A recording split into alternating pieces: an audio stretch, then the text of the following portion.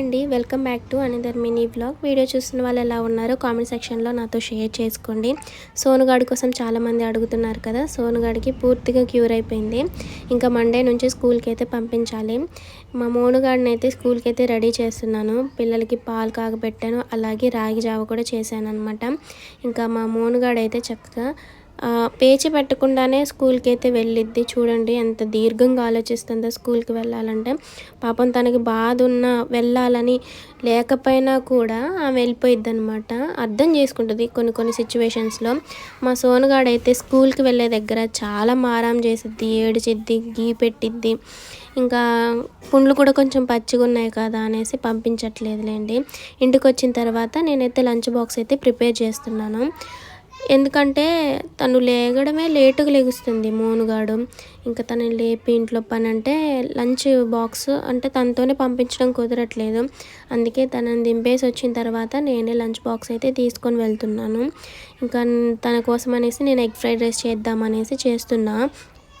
ఇంకా సోనుగాడు వచ్చేసి మమ్మీ నాకు జావ పోయవా మమ్మీ, జావ పోయవా అంటే పోసాను అనమాట. పిల్లలకి రాగి జావ బాగా తాగుతున్నారు. అలాగే జొన్న జావ ఇంకా హెల్త్కి చాలా మంచిది. జొన్న పిండి నాకు దొరకట్లేదు ఫ్రెండ్స్, అందుకే నేను ఆ జావ చేయట్లేదు. కానీ ఉంటే రాగి జావ అంటే రాగులు జొన్నలు కలిపి జావ చేశారనుకోండి చాలా బాగుంటుంది. అందులో కొంచెం మజ్జిగ పోసుకొని కొంచెం ఉడికించిన అన్నం ఒక 2 స్పూన్లు వేసుకుంటే ఇంకా బాగుంటుంది అనమాట. సమ్మర్ కదా, మస్తు ఉంటుంది అంబళ్ళని అవని ఇవని.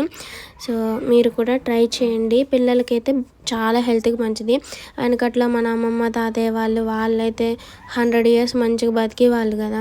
సో ఇలాంటి ఫుడ్ తినడం వల్లనే మనమైతే ఇప్పుడు ఒక 50 మనం బ్రతకడం ఆడికి ఎక్కువ. ఇప్పుడు మన జనరేషన్లో అయితే 40, 30 ఇంతే ఫ్రెండ్స్. నిజంగా చెప్తున్నా, ఇన్ని ప్రాబ్లమ్స్కి ఇన్ని మెంటల్ టెన్షన్కి ఎవరు బ్రతుకుతారు ఫ్రెండ్స్, అంతేనా కాదా. సో ఇంక ఇప్పుడైతే ఫ్రైడ్ రైస్ అయితే చేస్తున్నాను. వీడియోకి అయితే మీరు లైక్ చేయడం మాత్రం మర్చిపోవద్దు.